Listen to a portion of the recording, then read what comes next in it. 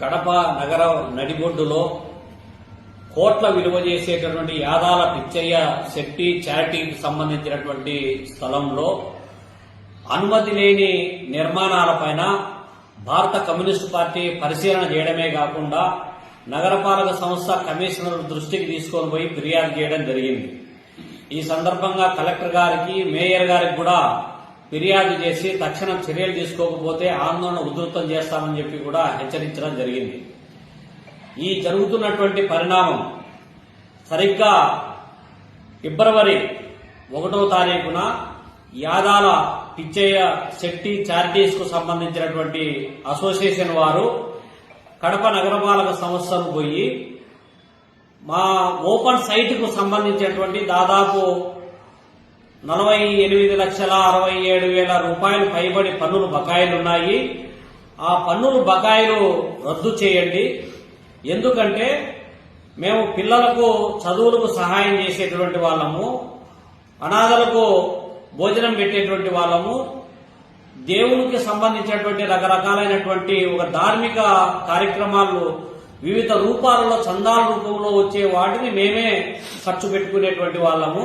కాబట్టి మేము ఈ పన్నులు చెల్లించలేము, మా పన్నుల నుంచి మినహాయింపు ఇవ్వండి అని చెప్పి ఒక అభ్యర్థన పెడితే ఆ అభ్యర్థనను కడప నగరపాలక సంస్థ కార్యాలయము వెంటనే దాన్ని ఎంక్వైరీ చేసి ఒక నివేదికను మార్చి 3వ తారీఖున ఒక నివేదికను రూపొందిస్తే మార్చి 11వ తారీఖున ఈ పన్నుల నుంచి మినహాయింపు ఇవ్వడం కుదరదు అని చెప్పి వాళ్ళు పెట్టినటువంటి అప్లికేషన్ బేస్ చేసుకుని కడప నగరపాలక సంస్థ ఒక ఎండార్స్మెంట్ ఇచ్చింది.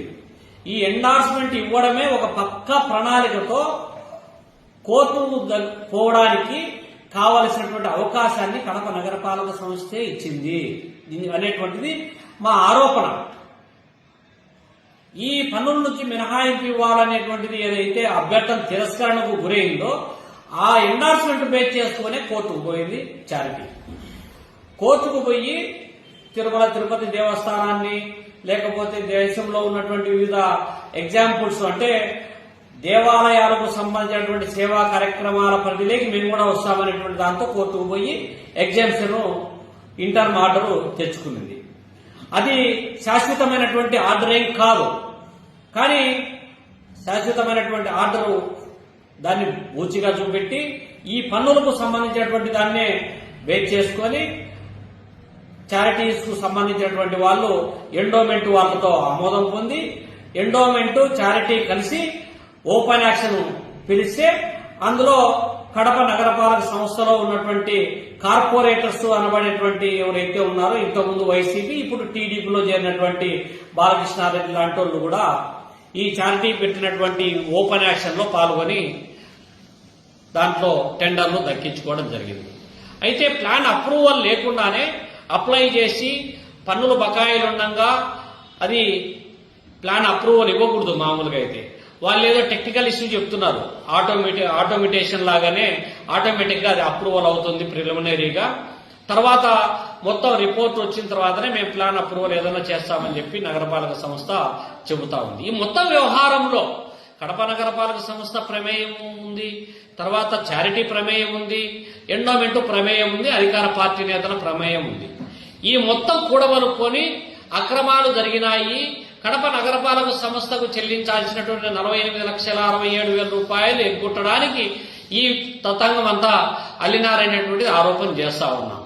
ఇది అంతా పక్కన పెట్టి వాళ్ళు ఏం చెప్తున్నారంటే ఎవరైనా సరే యాక్షన్ లో పాల్గొనేటువంటి హక్కు లేదా అని చెప్పి ఆయన కార్పొరేటర్ బాలకృష్ణారెడ్డి ప్రెస్ మీట్ పెట్టి చెప్తా ఉన్నారు. వాస్తవమే, ఎవరైనా పాల్గొనొచ్చు, కానీ అనుమతులు లేకుండా నిర్మాణాలు మాత్రం చేపట్టడం అనేది ఇల్లీగల్ అవుతుంది. కాబట్టి దాని వైపు ప్రశ్నిస్తా ఉన్నాం. ఇంకొక అంశం, ఒకవైపేమో కడప నగరపాలక సంస్థలో నిన్నటి వరకు ఉన్నటువంటి మేయర్ సురేష్ బాబు వాళ్ళ కొడుకు పేరుతో వర్కులు చేశాడని చెప్పి కోర్టులో వేసి మున్సిపల్ అడ్మినిస్ట్రేషన్ వాళ్ళు డిస్క్వాలిఫై చేసి ఇన్ఛార్జి మేయర్ను పెట్టుకోవాల్సినటువంటి పరిస్థితి వచ్చింది. ఇది ఎథిక్స్ కు విరుద్ధం అని చెప్పి పోరాటం చేస్తా ఉంది ఎమ్మెల్యే మాధవిరెడ్డి గారు. దాంతో పాటు ఇంకొక వైపు సేవ్ ద కార్పొరేషన్ అనేటువంటి ఒక నినాదం తీసుకొని పెద్ద ఎత్తున నగరపాలక సంస్థ ఆస్తులను పరిరక్షించడానికి ఓ పెద్ద యుద్ధమే చేస్తా ఉంది, పోరాటం చేస్తా ఉంది. కానీ వైసీపీ నుంచి వచ్చినటువంటి కార్పొరేటర్లు ఎవరైతే ఉన్నారో బాలకృష్ణారెడ్డి లాంటి వాళ్ళు ఇంకొకరు వీళ్ళు కార్పొరేషన్కు రావాల్సినటువంటి ఆదాయాన్ని గండి కొట్టి యాక్షన్ వేసినటువంటి చారిటీస్ దాంట్లో యాక్షన్లో పాల్గొనడం అంటే నగరపాలక సంస్థ ఆదాయాన్ని గండి కొట్టడమే కదా. ఇది ఎథిక్స్ కు విరుద్ధం కాదా? కడప నగరపాలక సంస్థ ఆదాయాన్ని కాపాడాలి. మీరు జనరల్ ఫండ్ కోసమేమో మీరు పెద్ద ఎత్తున గ్రాంట్ రాకపోయినా జనరల్ ఫండ్ కోసమేమో మీరేమో ఆ నగరపాలక సంస్థల పెత్తనం కోసం పడుతున్నటువంటి పాటలు జనం చూడరా? ఇంకోవైపు ఏమో నగరపాలక సంస్థ ఆదాయానికి గండి కొట్టేటువంటి ఆ టెండర్లలో మీరెట్లా పాల్గొన్నారు? పైగా ఏం చేయాలా? అయ్యా నగరపాలక సంస్థకు ఆదాయాన్ని గండి కొడతా ఉన్నారు, గండి కొడతారు కాబట్టి దానిపైన వెంటనే రివ్యూ పిటిషన్ వేయాలని చెప్పి మీరే అడ్డపడాల్సింది పోయి మీరే టెండర్లలో పాల్గొనడం ఏంది? మీరే ఆ టెండర్ దక్కించుకోవడం ఏంది? ఇది అంతా వ్యవహారం అంతా ఒక కుట్రపూరితంగా జరిగింది అనేటువంటి వాస్తవాన్ని మీరు అంగీకరించకుండా ఎదురుదాడికి తిరగడమేంది? పైగా నగరపాలక సంస్థ కమిషనర్ గారు ఈ సమస్యనంతా చెప్తా ఉంటే వినడానికి కూడా ఇష్టపడ్డాంలే. సమస్య చెప్తా ఉంటే వినడానికి ఇష్టపడ్డాంలే. మేము దీనిపైన పోరాటం చేస్తామంటే పోలీసులకు చెప్తానని చెప్పి బెదిరిస్తున్నాడు. పోలీసుల పర్మిషన్ లేకుండా మీరు ఎట్టా ఆందోళన చేస్తారో చూస్తామని చెప్పి బెదిరిస్తున్నాడు. అంటే ఏమని అర్థము?